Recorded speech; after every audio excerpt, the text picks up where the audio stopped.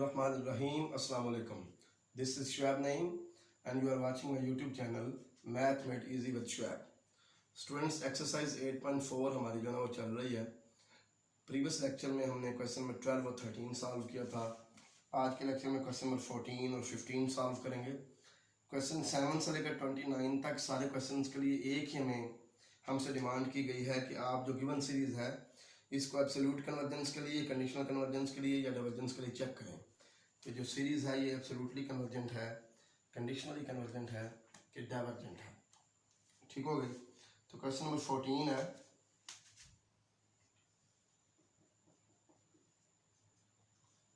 Summation 1 to infinity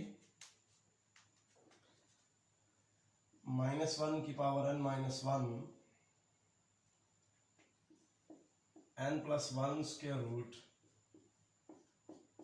minus n square root। ठीक हो गया।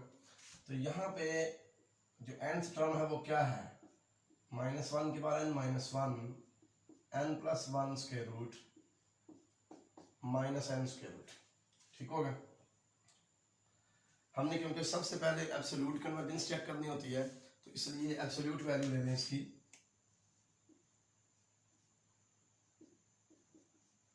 n मॉड आ जाएगा n plus 1 square root minus n square root।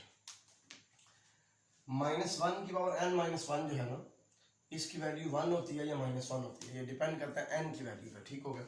1 हो या -1 हो, उसकी एब्सोल्यूट वैल्यू जब लेंगे तो वो 1 ही आना है। -1 की एब्सोल्यूट वैल्यू भी 1 है, 1 की एब्सोल्यूट वैल्यू भी 1 है। इसलिए जब मैं एब्सोल्यूट वैल्यू लेता हूँ तो -1 की पावर n हो या -1 की पावर n -1 हो, उसको ख़त्म कर देता हूँ क्योंकि उसकी एब्सोल्यूट वैल्यू 1 है। तो यहाँ पे 1 साथ मल्टीप्लाई करने का कोई फ़ायदा नहीं है।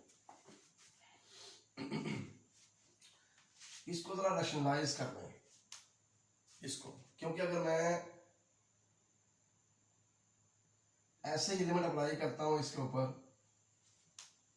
या मैं रेशियो टेस्ट के जरिए चेक करता हूँ इसकी कन्वर्जेंस। ठीक है। अगर ऐसे ही लिमिट अप्लाई करूँ, रेशियो टेस्ट अप्लाई करूँ तो वो हमारे पास जो कंडीशन बनेगी वो अनडिफाइंड फॉर्म बन जाएगी। ठीक है, लिमिट अप्लाई करने से। इसलिए आप इसको ना रैशनलाइज कर दें। n plus 1 square root minus n square root multiplied by n plus 1 square root plus n square root over n plus 1 square root plus n square root। ठीक हो गया। ऊपर आ जाएगा n plus 1 minus n, नीचे n plus 1 square root plus n square root। ये से cancel हो गया तो हमारे पास जो nth टर्म की वैल्यू है वो ये आ गई n plus 1 square root 1 over n plus 1 square root plus n square root। ये वैल्यू आ गई an मॉड की। ठीक हो गया। यहाँ पे मैं ना बेसिक कंपैरिजन टेस्ट यूज करूंगा एब्सोल्यूट कन्वर्जेंस चेक करने के लिए। Clearly n plus 1 square root plus n square root is less than n plus 1 square root plus n plus 1 square root।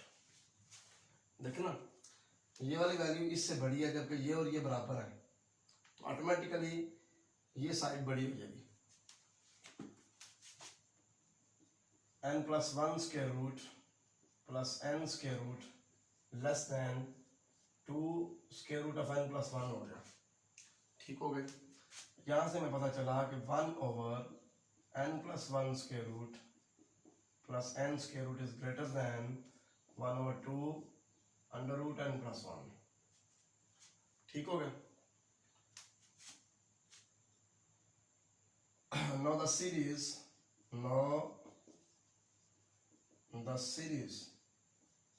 1 to infinity 1 over 2 under root n plus 1 is divergent। ये divergent है। कैसे पता चला? By integral test. By integral, इसका ना integral test से पता चलता है ये डाइवर्जेंट है। क्यों? वजह यह बिकॉज अगर हम 1 to infinity 1 over 2 under root x plus 1 ये इंटेग्रल फाइंड करते हैं तो ये इन्फिनिटी आ जाता है। ये इंटीग्रल डाइवर्जेंट है। अब ये इंटीग्रल डाइवर्जेंट है, इसका मतलब ये सीरीज भी डाइवर्जेंट है बाय इंटीग्रल टेस्ट। तो ये हो जाएगा, मैं अभी चेक करके देता हूँ आपको, x प्लस 1 की पावर -1/2 इंटीग्रल हो गया फ्रॉम 1 टू इन्फिनिटी। तो x प्लस 1 की पावर -1/2 प्लस 1 ओवर -1/2 प्लस 1, ऊपर भी 1/2 आ जाएगा, नीचे 1/2 आ जाएगा। x प्लस 1 की पावर 1/2 ओवर 1/2, लिमिट आ गई 1 से इन्फिनिटी, 1/2 से कैंसिल हो गया। अब आप लिमिट अप्लाई करेंगे जब x की तरफ इन्फिनिटी, तो सारा इन्फिनिट हो जाएगा। ठीक है, ये इंटीग्रल डाइवर्जेंट है, so by integral test this series is also divergent. अब देखिए इस सीरीज की टर्म्स किस तरह की हैं, इस तरह की, ये इससे छोटा है, तो इसका मतलब है कि छोटी टर्म्स वाली सीरीज डाइवर्जेंट है। तो फिर बेसिक कंपैरिजन टेस्ट ये कहता है कि अगर छोटी सीरीज वाली जो छोटी टर्म्स वाली सीरीज डाइवर्जेंट है, तो बड़ी टर्म्स वाली सीरीज भी ऑटोमेटिकली डाइवर्जेंट होगी। So by basic comparison test, 1 to infinity, an mod is divergent, ये डाइवर्जेंट हो गई। ये an mod की वैल्यू है ना, छोटी टर्म्स वाली सीरीज डाइवर्जेंट है, तो बड़ी टर्म्स वाली सीरीज ऑटोमेटिकली डाइवर्जेंट होगी। अब हम जब एब्सोल्युटली कन्वर्जेंट ना हो, यानी कि an mod जो है वो डाइवर्जेंट आ जाए, एब्सोल्युटली कन्वर्जेंट ना हो, फिर हमें कंडीशनल कन्वर्जेंस चेक करनी होती है। उसके लिए अल्टरनेटिंग सीरीज टेस्ट हम यूज करते हैं।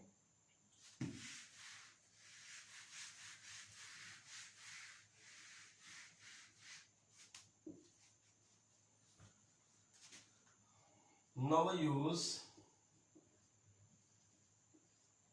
alternating series test for conditional convergence.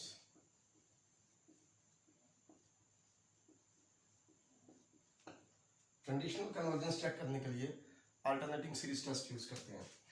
ये जो हमारे पास वैल्यू है an की, an mod की, यहां से ही हम an प्लस 1 mod की वैल्यू भी निकाल सकते हैं। an प्लस 1 mod की वैल्यू क्या आएगी, जहां जहां n है वहां पे n प्लस 1 पुट कर दें, तो आ जाएगा 1 over n plus 2 square root plus n plus 1 square root. ठीक हो गया। तो अपनी आसानी के लिए इसका नाम bn रख लेते हैं, तो ये फिर क्या आ जाएगा, bn प्लस 1। अब ये चीज देखें, ये श्योरली लेस है 1 over n plus 1 square root plus n square root से। ठीक है, क्योंकि डिनोमिनेटर में जितनी वैल्यू बड़ी होगी आंसर छोटा आएगा, तो लिहाजा ये इससे लेस है।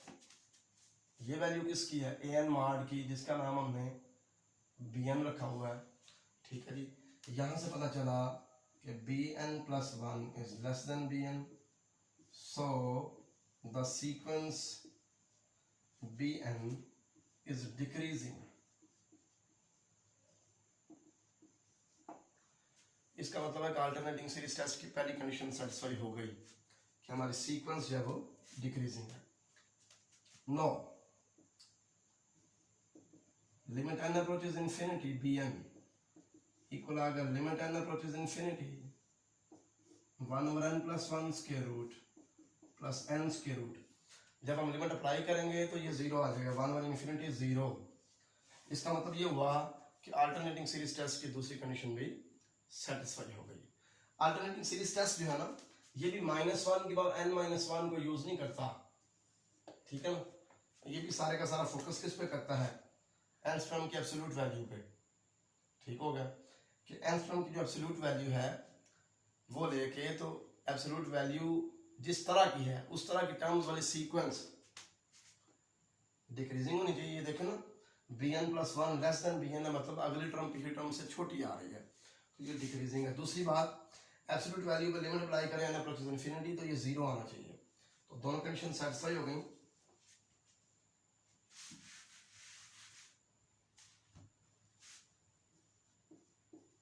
So by alternating series test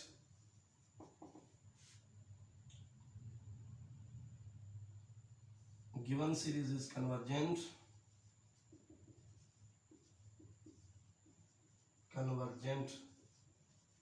so given series converges conditionally. Given series converges conditionally.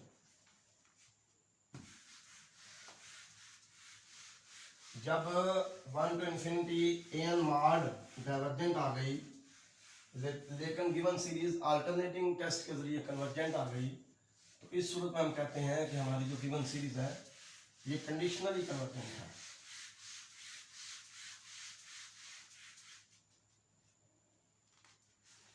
आप जो क्वेश्चन नंबर 15 पे आ गए,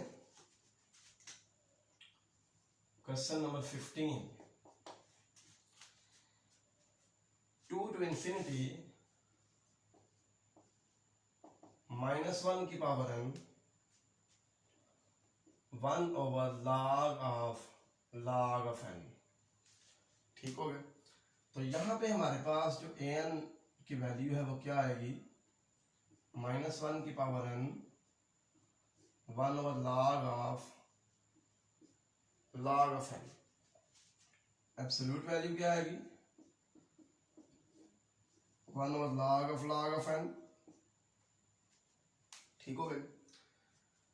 यहां पे मैं बेसिक कंपैरिजन टेस्ट यूज करने लगा हूं एब्सोल्यूट कन्वर्जेंस चेक करने के लिए। Clearly log of n is less than n, log of n जो है ये लेस देन n है, ये क्लियर बात है। तो इसका मतलब ये हुआ कि log of n is less than log of n, दोनों तरफ log अप्लाई कर दिया, and log of n is again less than n। ठीक हो गया। This means log of n is less than n। This implies 1 over log of n is greater than 1 over n। ठीक है। Now the series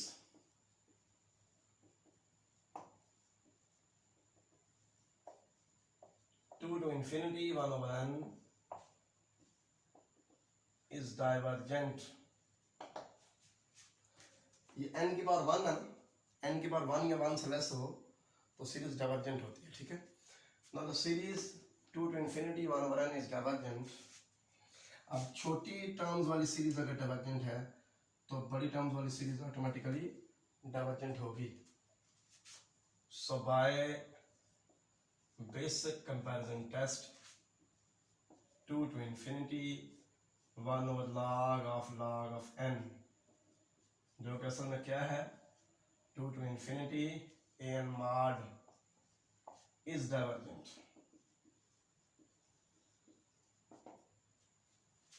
ये p series बन गई ना, 1 over n की पावर 1, p equal to 1 हो तो series divergent होती है, 1 से लेस हो फिर भी डाइवर्जेंट होती है, 1 से ग्रेटर हो तो कन्वर्जेंट होती है। ठीक है, ये डाइवर्जेंट हो गया। इसका मतलब ये हुआ कि हमारी ये वाली सीरीज भी एब्सोल्युटली कन्वर्जेंट नहीं है, एब्सोल्युटली कन्वर्जेंट नहीं है। अब कंडीशनल कन्वर्जेंस चेक करते हैं। Now for conditional convergence,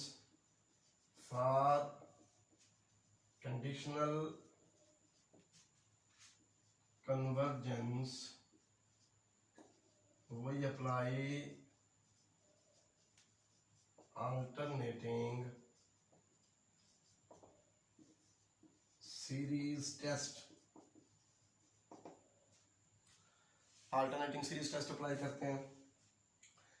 an की वैल्यू ये है ना, तो an mod की वैल्यू, an प्लस 1 mod की वैल्यू क्या होगी, an mod की वैल्यू ये है, an प्लस 1 mod की वैल्यू होगी log of n प्लस 1। ठीक हो गई। तो अगर हम देखें, सॉरी an प्लस 1 की वैल्यू होगी 1 over log of n+1, ठीक हो गया। जहां जहां पे n है वहां पे n+1 पुट कर दिया। अब देखें क्योंकि log of n+1 जो है ये बड़ा है log of n से, इसलिए 1/log of n+1 छोटा होगा 1/log of n से, less than 1/log of n. This implies that an+1 mod is less than an mod. So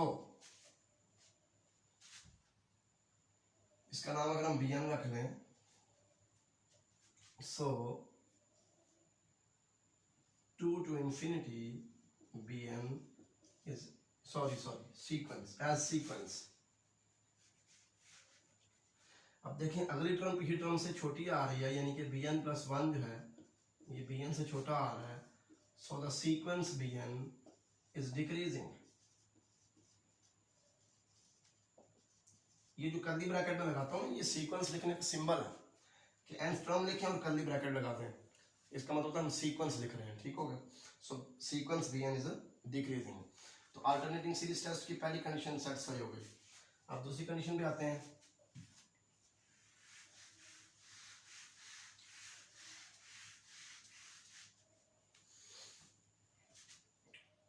limit n approaches infinity bn equal आ जाएगा limit n approaches infinity 1/log of n। तो log of infinity होता है और 1/infinity 0 आ गया। So by alternating series test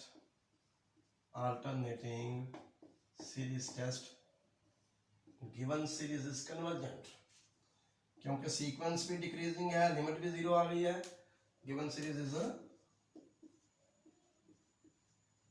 convergent.